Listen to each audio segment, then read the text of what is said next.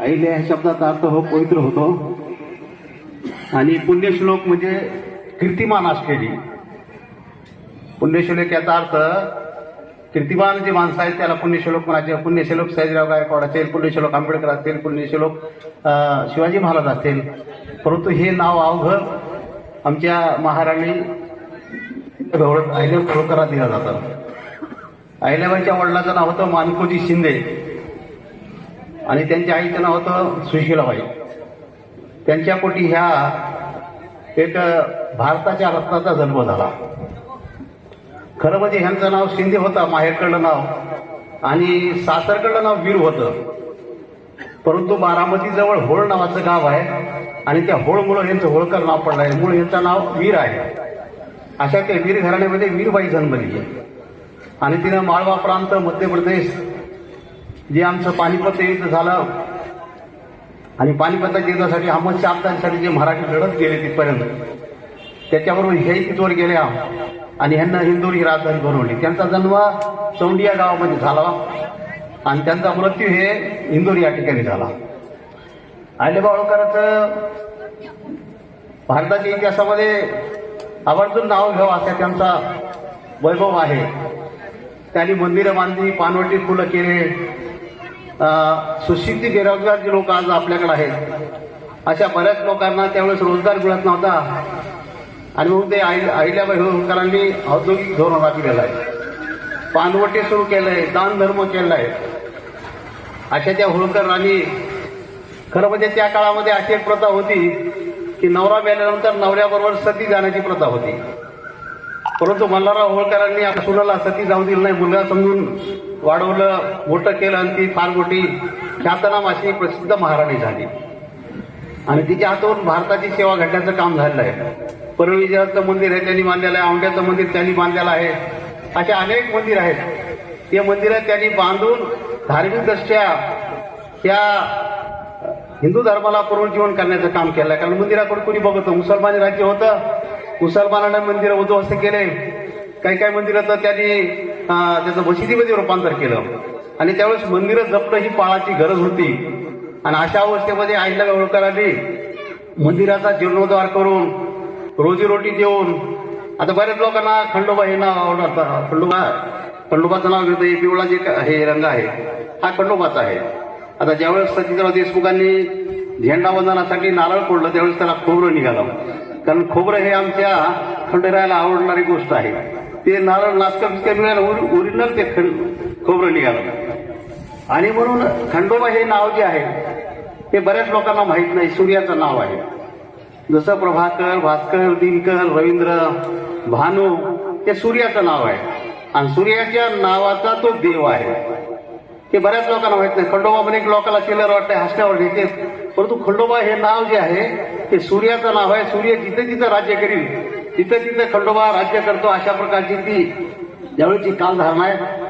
आणि म्हणून या ठिकाणी आता मी जवळपास 1 महिनाभर ग्रामीण भागामध्ये जयंतीला होतो. सुधीर बिंदूची लोकांची काही मानसिकता ऐकण्यात नव्हती. मला देशमुख सांगितलं, विचार वंचित आघाडी तालुका अध्यक्ष, आम्हाला लोकांना बोलवून आणावं लागलं, या रे बाबा या भाषणाला या.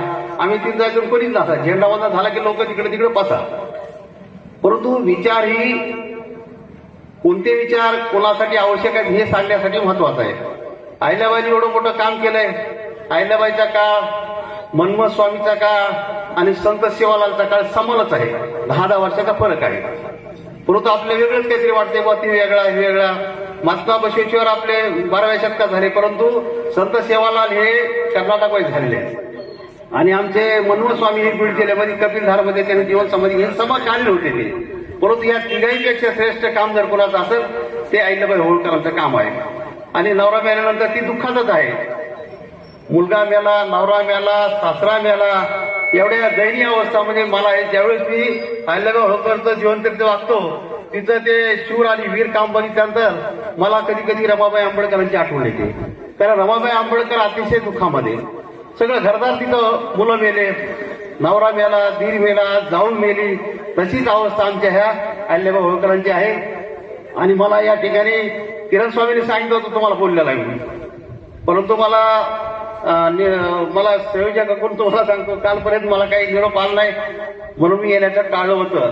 परंतु मी खरोखर महादेव नरोटे यांना मानतो, कारण महादेव नरोटेने आमच्यासाठी कोणतं काम केलं असेल तर गेल्या वर्षी एक अन्याय त्याचा मोर्चा काढला होता आम्ही 30 मेला. त्या 30 मेच्या मोर्चाची बातमी कोण्याही महाराष्ट्राच्या वर्तमानपत्रात दिली नाही, फक्त ती महादेव नरोटेने योग्य पद्धतीने दिली होती. म्हणून ते माझ्या दृष्टीने माझ्यासाठी अभिनंदनास पात्र आहे असं माझं मत आहे. आणि म्हणून मला या ठिकाणी बोलवलं. सुधीरजी बिंदू आताच मला बोलले की आसरोबा पाटील, सतीश देशमुख आमचा फोटो आहे, ते फोटो आम्हाला परत काढायचा आहे, कारण ते फोटो मला त्यांनी आता दाखवलेला आहे. म्हणून या ठिकाणी परत एकदा तिच्याबद्दल खूप सांगण्यासारखा वेळही भरपूर आहे, होऊन झालेला आहे. आता माझ्याकडे मी काही अभ्यास करून आलो होतो, परंतु माझ्या मोबाईलमध्ये सगळीच माहिती आहे. ते सांगत बसलं तर सगळा वेळ निघून जाईल आणि मग तुम्ही म्हणता हे काय सुरू केलं त्यानं. आणि म्हणून मला या ठिकाणी बोलविलं. इथं मान्यवर आहेत, रत्नाजी कदम आहेत, सगळेच मान्यवर या ठिकाणी आहेत. त्या मान्य हार्दिक शुभेच्छा देतो जयंती निमित्तानं. आणि सर्वांनी माझे विचार ऐकले आणि माझं हे मनोगत ऐकलं त्याबद्दल मी जयंती मंडळाचे या संयोजकाचे सर्वांचे आभार मानून मला इथं सत्कार केला, मला इथं झेंडावंदन करण्यास संधी दिली, मला अभिवादन करण्यास संधी दिली, मला या ठिकाणी पिवळा फेटा बांधून माझाही गौरव केला याबद्दल आणि माझं लांबलं भाषण संपवितो. जय महाराज, जय भीम. अहिल्याबाई होळकर यांच्या जयंतीच्या निमित्तानं आपण या ठिकाणी सगळे एकत्र आलेलो आहोत. या निमित्तानं मी छत्रपती शिवाजी महाराज, छत्रपती संभाजी महाराज, राजर्षी शाहू महाराज, घटनेचे शिल्पकार बाबासाहेब आंबेडकर, लोकशाहीर अण्णाभाऊ साठे या सर्व आणि ज्यांनी पुरोगामी चळवळी या महाराष्ट्रामध्ये निर्माण केल्या त्या सर्व महात्म्यांना या ठिकाणी वंदन करतो. या ठिकाणी या कार्यक्रमास उपस्थित असलेले माझे मित्र, आपल्या सोनपेठ नगरीचे माजी उपनगराध्यक्ष दत्तराव कदम, माझे मित्र प्रभाकर शिरसाट, आपल्या सोनपेठचं नावलौकिक असलेलं वरपुडकर महाविद्यालय, त्या हनुमान शिक्षण प्रसारक मंडळाचे अध्यक्ष परमेश्वरजी कदम, आमच्या सोनपेठ सहकारी सेवा सहकारी संस्थेचे संचालक रामभाऊ भंडारे, बबनजी कागदे, सोनपेठमध्ये जी काही चळवळ निर्माण केली आणि त्या चळवळीसाठी प्रयत्न करणारे माझे मित्र बळीराम काटे, या आपल्या शेतकरी संघटनेचे युवा आघाडीचे प्रदेशाध्यक्ष सुधीरजी बंधू, माझे वर्गमित्र अशोभा खरात, राम वाकेकर, सर्व उपस्थित या ठिकाणी मित्रांनो, खरं म्हणजे अहिल्याबाई होळकर सांगायला विषय गेला तर खूप मोठा आहे. आपण जिथं जिथं तो परळीला गेल्यानंतर वैद्यनाथाचं ज्यावेळेस दर्शन घेतो त्यावेळेस बघतो आपण की एवढं भव्य दिव्य निर्माण त्या काळामध्ये त्या परिस्थितीमध्ये कसं केलं असेल हे आपल्या समोर चित्र उभं राहतं. तर त्या काळात तुम्हाला सांगतो रस्ते नव्हते, त्या काळात जंगल होते आणि तशा जंगलाच्या अवस्थेमध्ये, त्या रस्त्याच्या अवस्थेमध्ये एवढा दगड कुठून आणला असेल, एवढे कारागीर कुठून आणले असतील, त्यांनी ही कलाकृती कशी निर्माण केली असेल. अनेक ठिकाणी आपण त्यांनी जे निर्माण केलं ते आज तुम्हाला सांगतो 300-300, 400-400 वर्ष झालं आपण ते पाहतो की आदर्शवत आपल्यासमोर उभं आहे. परंतु आजकाल जे उभं झालं, परवा पाहिला असेल तुम्ही, एक बातमी होती मध्ये बिहारमधली, की बिहारमध्ये मोठा नदीवर पूल उभा केला आणि तो पूलच कोसळला. तुम्हाला सांगतो अशी अवस्था आपल्या आजच्या काळाची. परंतु त्या काळामध्ये जे काम केलं राज्यकर्त्यांनी ते समर्पित भावनेनं केलं. समर्पित भावनेनं म्हणजे समर्पण, स्वतःसाठी काहीच नाही, स्वतःच्या कुटुंबासाठी काही नाही, जे करायचंय ते लोकांसाठी करायचंय, जनतेसाठी करायचंय. अहिल्याबाई होळकरांनी तेच केलं. तुम्हाला सांगतो अहिल्याबाई होळकरांचं तुम्हाला सांगतो आता प्रभाकर शिरसाट यांनी सांगितलं की दुःखाचा म्हणजे डोंगर कोसळला. एकीकडे वैधव्य आले, नवरा स्वतःचा वाढलेला खंडेराव, त्याच्यानंतर आपले सासरे वारले, सासऱ्यानंतर मुलगा वारला आणि तशा अवस्थेमध्ये स्वतःला त्यांनी मानसिकरित्या स्वतः उभं केलं. तुम्हाला सांगतो त्या काळामध्ये सती जायची प्रथा होती. जर नवरा जर मेला तर त्याची बायको ही सती जायची, परंतु त्या काळामध्ये त्यांनी सांगितलं की मी सती जाणार नाही, मी जगणार तर माझ्या जनतेसाठी जगणार. आणि त्या जगल्या. तुम्हाला सांगतो त्यांनी आदर्श निर्माण केला. आणि महाराष्ट्रामध्ये तुम्हाला सांगतो चौंडीसारखं छोटं गाव, मल्हारराव होळकर एकदा शेतामधून असं घोडे आणि त्यांचं सैनिक जात असताना या शेतामध्ये स्वतःच्या राखण करीत बसलेल्या होत्या. अहिल्याबाई छोट्या होत्या, एक 5-7 वर्षाच्या. आणि ते जात असताना त्या घोड्याच्या पायदळीनं ते सगळं धान्य शेतातलं पीक तुडवायला लागलं. त्यावेळेस समोर आल्या घोड्याच्या मल्हारराव होळकराच्या, आणि मल्हारराव होळकरांचं घोडं अडवलं. त्यांनी सांगितलं तुम्ही ह्या शेतातून जाऊ शकत नाही. मल्हाररावला त्यांच्या हिमतीला दाद दिली आणि मल्हाररावनी ती मागणी घातली आणि अहिल्याबाई होळकरांना तुम्हाला सांगतो आपल्या स्वतःची सून म्हणून केली. तर आपल्या या जयंतीच्या किंवा पुण्यतिथीच्या कार्यक्रमाच्या निमित्तानं कार्यकर्त्यांना माझी अशी या कार्यक्रमाच्या निमित्तानं विनंती राहील की आपण त्यांचे आदर्श घेतले पाहिजेत. समाजामध्ये ते आदर्श निर्माण त्यांनी जे आपल्या समाजाला दिलं त्याचे 1% देण्याचं काम आपण केलं. या कार्यक्रमात आपण एक संकल्प केला पाहिजे. मी संयोजन समितीचे ज्ञानोबा दातार असो, नरवटे असो किंवा त्यांचे सर्व मित्र कंपनी असो त्यांचं अभिनंदन करतो किंवा अहिल्याबाईमध्ये कार्यक्रम घेणं सगळे नाही. तुम्हाला उचलण्यापासून दुसऱ्याचा सन्मान करावा लागतो, दुसऱ्याला करायचं आणि आपण खाली जेवून बसायचं, अशी अवस्था कार्यक्रम असते. कार्यक्रम घेता खूप मोठा त्याग करावा लागतो, काम करावं लागतं, पैसा खर्च करावा लागतो. या कार्यक्रमानिमित्तानं तुमच्याकडे एक आणखी चांगली एक चळवळ या निमित्तानं आपल्या माध्यमातून उभी राहावी अशी सर्वांना या ठिकाणी अपेक्षा व्यक्त करतो. आणि या अहिल्याबाई होळकर यांच्या जय हिंद जय. आज राजमाता पुण्यश्लोक अहिल्यादेवी होळकर यांच्या 299व्या जयंतीनिमित्त जय मल्हार मित्रमंडळाच्या वतीने या ठिकाणी भव्य असा ध्वजारोहण व व्याख्यानाचा कार्यक्रम आयोजित केला. त्या कार्यक्रमाला उपस्थित असणारे आदरणीय दत्तारावजी काका कदम, सतीशरावजी देशमुख साहेब, प्रभाकररावजी शिरसाट साहेब, परमेश्वररावजी कदम साहेब, आशीर्वाद तात्या खरा, सुधीर भाऊ बिंदू, कागदे मामा, युवा नेते कल्पेश भैया राठोड, लक्ष्मण भाऊ खरा, संपादक किरण भाऊ स्वामी, रामा वाकेकर, तसेच सोमनाथजी नागोरे, सचिनजी रणखांबे, आमचे मार्गदर्शक रमाकांत दादा जहागीरदार व उपस्थित सर्व समाज बांधव, शिवाजीराव कदम. आणि या सोनपेठ शहरामध्ये अतिशय चांगल्या पद्धतीनं तळमळीनं या ठिकाणी राष्ट्रमाता पुण्यश्लोक अहिल्यादेवी होळकर यांच्या विचाराचा वारसा जोपासण्यासाठी या ठिकाणी समाजामध्ये अविरतपणे एक मोठ्या जिद्दीनं तळमळीनं सोनपेठ शहरामध्ये कार्य करणारे जे मल्हार मित्रमंडळ यांच्या वतीने आरोग्य शिबिर असेल, रक्तदान शिबिर असेल, महिला सक्षमीकरणासाठी एक महिलांना अहिल्यादेवी होळकर यांचे विचार रुजवण्यासाठी महिला व्याख्यानाचा कार्यक्रम असेल, अशा विविध कार्यक्रमाचं या ठिकाणी मेजवानी सोनपेठ शहरामध्ये आयोजित केली. त्याबद्दल त्यांचे खूप खूप आभार. खरं तर बांधव बोलण्यासारखा खूप काय आहे आणि वेळ अधिकचा नसल्यामुळे मी अवघ्या 2 मिनिटांमध्ये माझं मनोगत उरकणार आहे. अनेक वक्त्यांना आता सांगितलं की पुण्यश्लोक अहिल्यादेवी होळकर यांच्या जीवनामध्ये अनेक त्यांच्या समोर संकट आली, अनेक संकटाला त्यांना सामोरे जावं लागलं. आज एक विचार केला, एखाद्या स्त्रीच्या एक बौद्धिकतेचा विचार केला की ज्यावेळेस एखाद्या स्त्रीचा पती जातो, ज्यावेळेस एखाद्या स्त्रीचा आपला करता दाता आपल्या सौभाग्याचं कुंकू या ठिकाणी पुसलं जातं, त्यावेळेस स्त्रीला वाटतं आपण सगुण समाजामध्ये काय उपयोग आहे, आपण कशासाठी जगायचं. अशा जगण्यापेक्षा आपण मेलेलं बरं. आज अशी आमच्या महिलांची मानसिकता राहते. आणि आपल्या बापाप्रमाणे आपल्या पाठीशी खंबीरपणे आपला सासरा राज्य संवर्धनासाठी आपल्या पाठीशी खंबीरपणे भक्कमपणे उभा आहे. तो सासरा सध्या कालांतरानं कामी आला, ते म्हणजे मल्हारराव होळकर यांचंही निधन झालं. मग ह्या अहिल्यादेवी होळकर यांना काय करायला पाहिजे होतं बांधवांनो?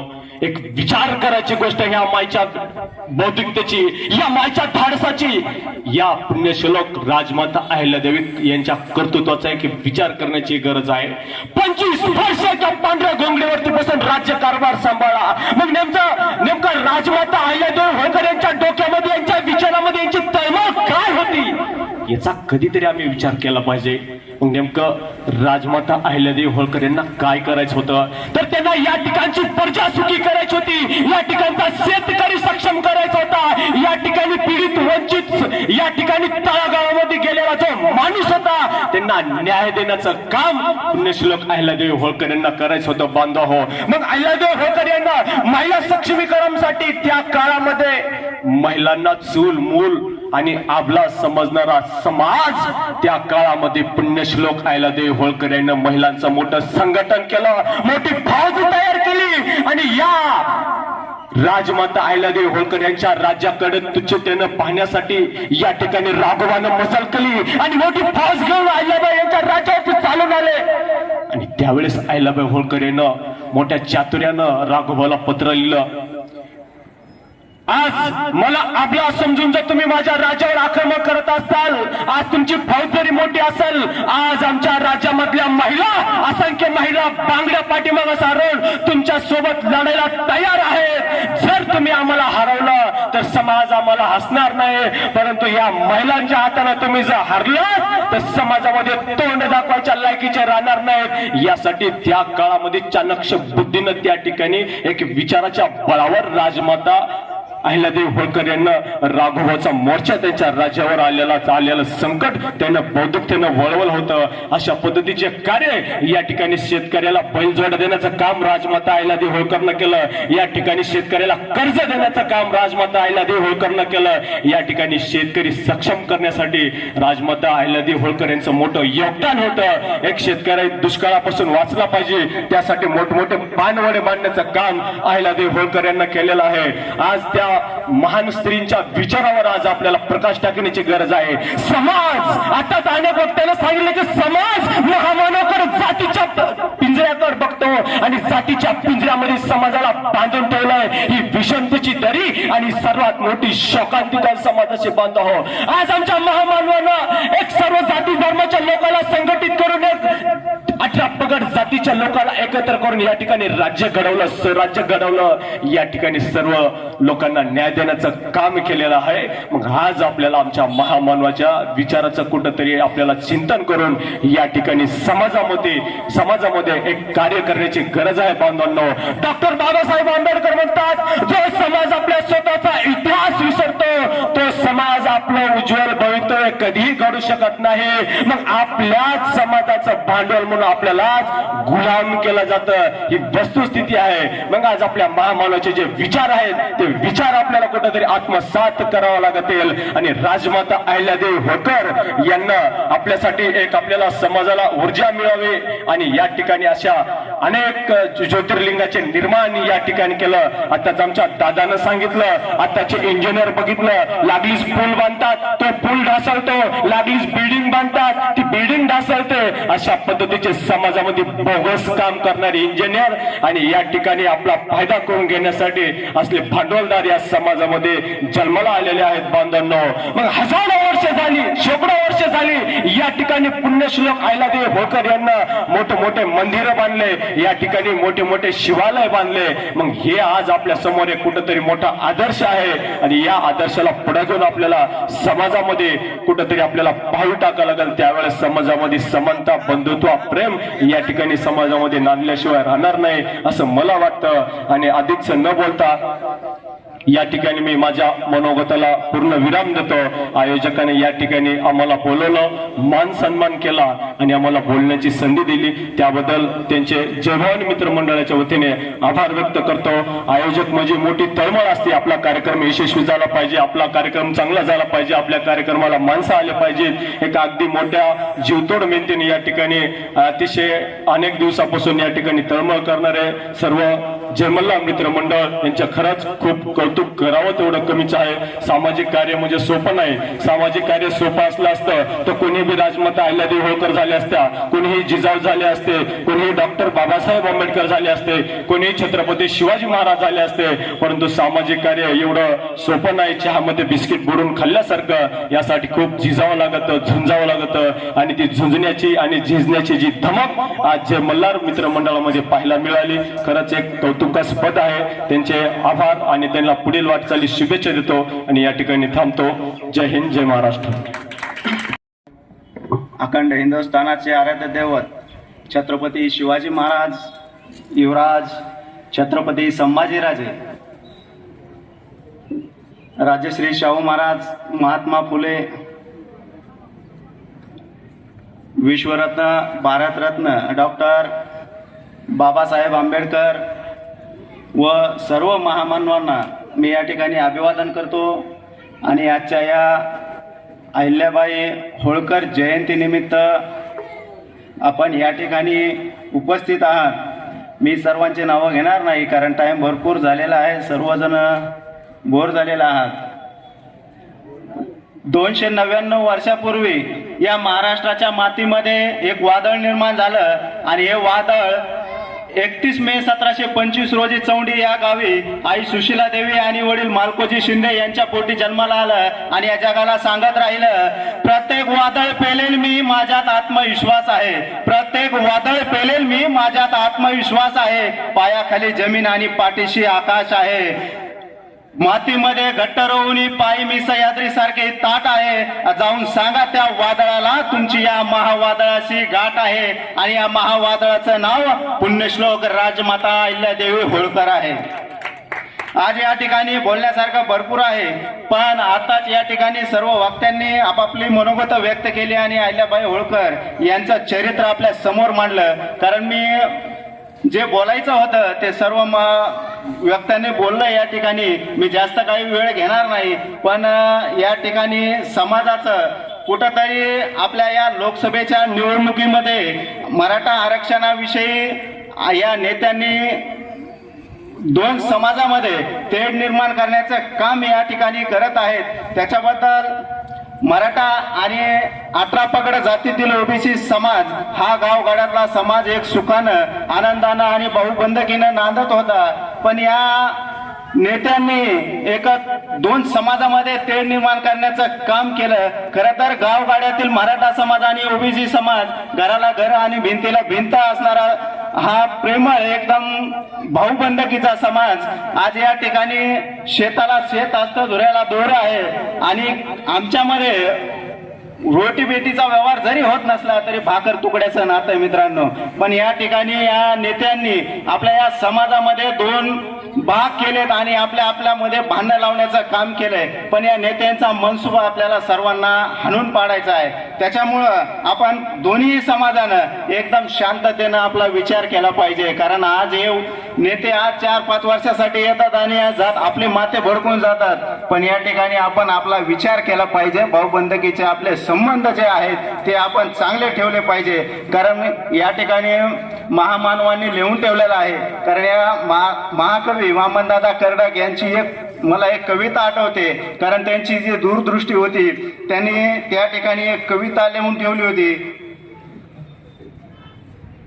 बुद्ध, बहुजन प्रतिपालक, कुळवाडी भूषण, रयतेचे राजे छत्रपती शिवाजी महाराज, राष्ट्रमाता राजमाता मासाहेब जिजाऊ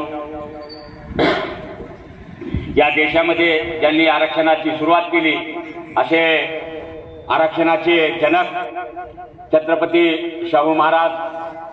हजारो वर्षांनी ज्या स्त्रिया शिक्षणापासून वंचित होत्या त्या स्त्रियांना शिक्षणाच्या मुख्य प्रवाहामध्ये आणणारे फुले दाम्पत्य, सावित्रीबाई फुले, ज्योतिराव फुले वयाच्या 14व्या वर्षी ज्यांनी 4 ग्रंथ, ज्यांना 8 भाषा अवगत होत्या असे छत्रपती युवराज शंभूराजे. हे पृथ्वी शेषनागाच्या मस्तकावर नसून तर ही पृथ्वी या कामगारांच्या, कष्टकऱ्यांच्या तळहातावर आहे. ज्यांनी शाळेमध्ये न जाता या महाराष्ट्रातील आणि देशातील जे साहित्यातील प्रस्थापित होते त्यांना तडा दिला, त्यांना छेद दिला आणि एक स्वतंत्र असं साहित्य निर्माण केलं. असे कॉम्रेड साहित्यरत्न अण्णाभाऊ साठे आणि या सर्व महामानवांचे विचार ज्यांनी या लोकशाहीच्या या परंपरेमध्ये ज्यांनी आज या देशाची लोकशाही या ठिकाणी भारतामध्ये ताटमानेने उभे आहे अशा सर्व या महामानवांचे विचार विश्वरत्न महामानव बोधिसत्व डॉक्टर बाबासाहेब आंबेडकर आणि आज ज्यांची जयंती आहे अशा पुण्यश्लोक अहिल्याबाई होळकर या सर्व महामानवांना मी या ठिकाणी विनम्र अभिवादन करतो. संत चळवळीतील संत कबीर, संत नामदेव, संत तुकाराम, संत रविदास, संत सेवालाल महाराज, संत भगवान बाबा आणि ज्यांनी ज्या ज्या संतांनी या समाजासाठी देशासाठी काम केलं अशा सर्व संतांना मी या ठिकाणी विनम्र अभिवादन करतो. आज या ठिकाणी सोनपेठच्या अहिल्याबाई होळकर चौकामध्ये आज आपण अहिल्याबाईंची जयंती साजरी करीत असताना आणि या ठिकाणी मान्यवरांनी जे काही या ठिकाणी विचार मांडले ते मान्यवर उपस्थित या ठिकाणी सर्व सोनपेठचे धनगर समाजाचे समाज बांधव ज्यांनी जयंतीसाठी पुढाकार घेतला ते सर्व माझे सहकारी मित्र आणि सोनपेठ शहरातील माझ्या तमाम आजूबाजूला जे काही व्यापारी बाजारामध्ये बसून या ठिकाणी कार्यक्रमाचा लाभ घेत आहेत असे सर्व माझे समाज बांधव मित्रांनो, जयंती ही दरवर्षी येत असते. त्या जयंतीमध्ये वाचून दाखवतो. माय अहिल्या, माया तू आमच्याशी मन मनगट आणि मस्तक सशक्त असलेली भूमिकन्या आहेस. माय अहिल्या, तू आमच्या भूमीची मन मनगट आणि मस्तक सशक्त असलेली भूमिकन्या आहेस. तू इथले खरे लोकतत्व आणि तू इथले भूमितत्व आहेस. तुझ्यात आम्हाला परिपक्व सुसंस्कृत धीरोदात्त आणि भारतीय लोकमाता सापडते.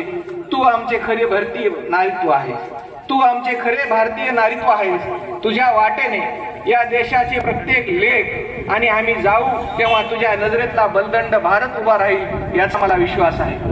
तू उभ्या केलेल्या मंदिरासारखी तुझी मजबूत आणि पक्की भूमिका चंद्र तारे आहेत तूवर प्रत्येक भारतीयाला प्रेरणा देत राहणार आहे.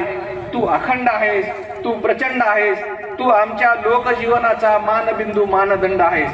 तू आमच्या लेकीतून आणि लेकातून उगवून ये माये. तू आमच्या भूमीची मनगट आणि मस्तक सशक्त असलेली भूमिकन्या आहेस. जय हिंद, जय महाराष्ट्र, जय अहिल्या. उपस्थित असलेले सोनपेठ मधले सर्व मान्यवर, माझे मित्र सतीश देशमुख, शिरसाट, बिंदू, सर्वच माझे मित्र आहेत म्हणून सगळ्याचे नाव घेत काय बसत नाही. हा कार्यक्रम या चौकामध्ये साजरा होतोय हे खरं म्हणजे आनंदाचीच गोष्ट आहे.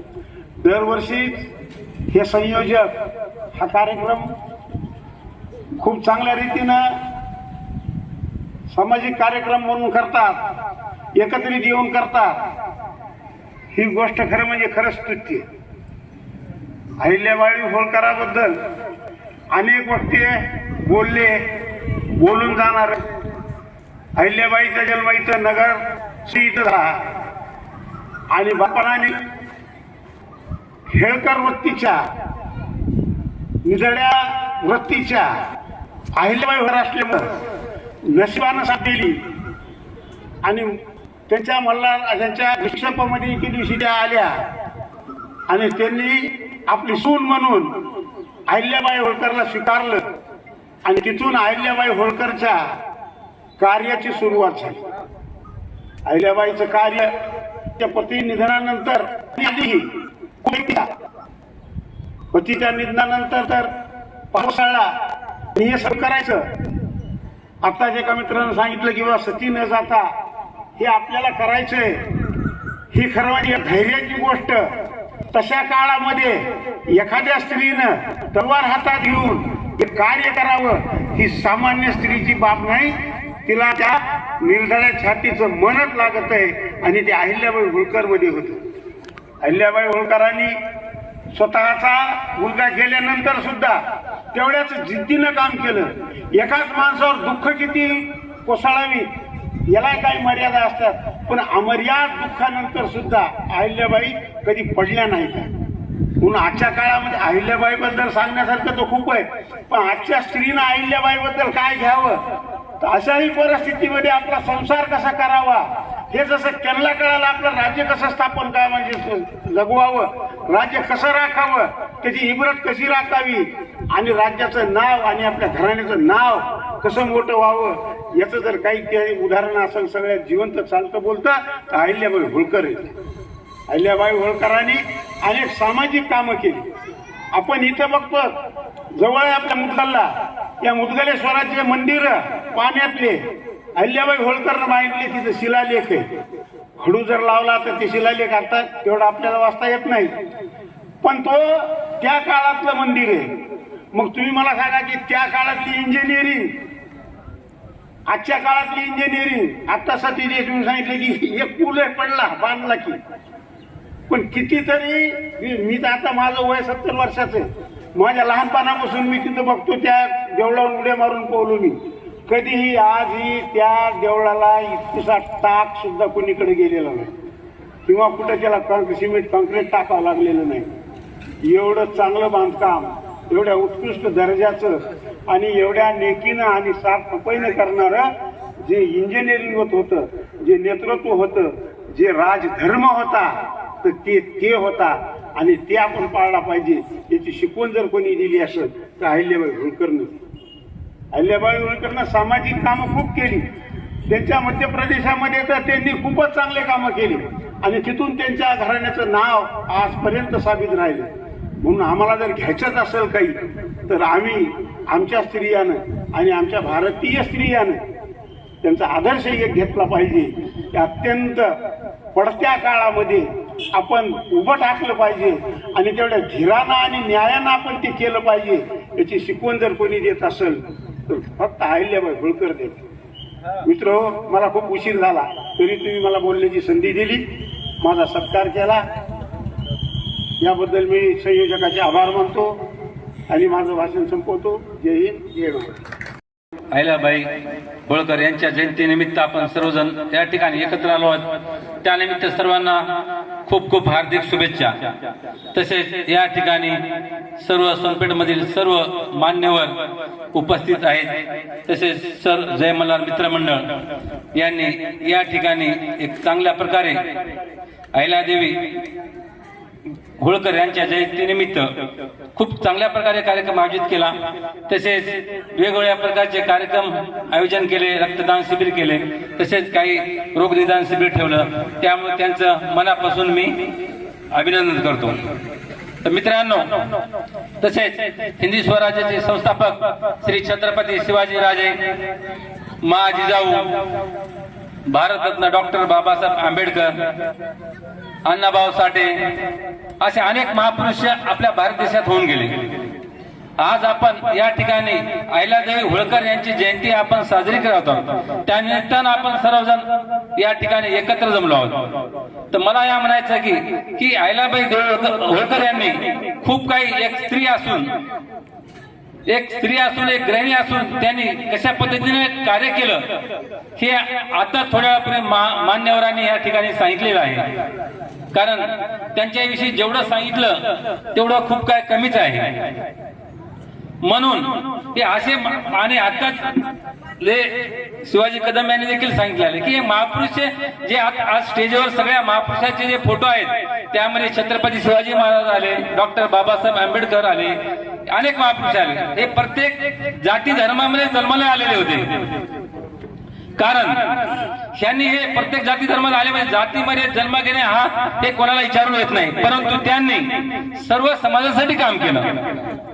छत्रपती शिवाजी महाराजांनी देखील सर्व समाजासाठी काम केलं. अहिल्यादेवी होळकर यांनी देखील सर्व समाजासाठी काम केलं. म्हणून मला म्हणायचं आहे की आता सध्या जे की खरंच एक वेगळ्या प्रकारचा जातीवाद वाढत आहे. याचं कारण म्हणजे की एक राजकारण देखील म्हणायला हरकत नाही. कारण आपण रोज गुण्यागोविंदाने सर्वजण एका सोबत राहतो, नांदतो, एकमेकाचे काम करतो, एकमेकाच्या सुखात दुःखात भाग घेतो आणि आपण कुठंतरी एक दिशा बदलत चाललेली दिसत आहे. म्हणून मला देखील बस ह्या महापुरुषांनी असं सांगितलं आहे. कारण अहिल्याबाई होळकर यांनी खूप काही सांगितलं आहे, त्याबद्दल काही सांगायची गरज नाही. कारण सर्व मान्यवरांनी सगळं त्याविषयी माहिती सांगितली आहे. म्हणून आता सध्याच्या युगामध्ये जर सांगायचं म्हणलं की सध्या जे चालू आहे की ज्या प्रकारे महापुरुषांनी कोणती जाती वाटून घेतली नाही असं ठरवलं. डॉक्टर बाबासाहेब आंबेडकरांनी जी राज्यघटना लिहिली भारत देशाची, त्यांनी आतोनात परिश्रम करून राज्यघटना लिहिली आणि त्या राज्यघटनेमध्ये सर्व जाती धर्माच्या लोकांसाठी जी हे लिहून ठेवलंय की बाबा जात पात ना पूज्य कोविजो हरको बजेव हरको. त्यामुळं स्वातंत्र्य, समता, बंधुता हे सर्व मानवाने हे आपल्याला उपदेश केला आहे. म्हणून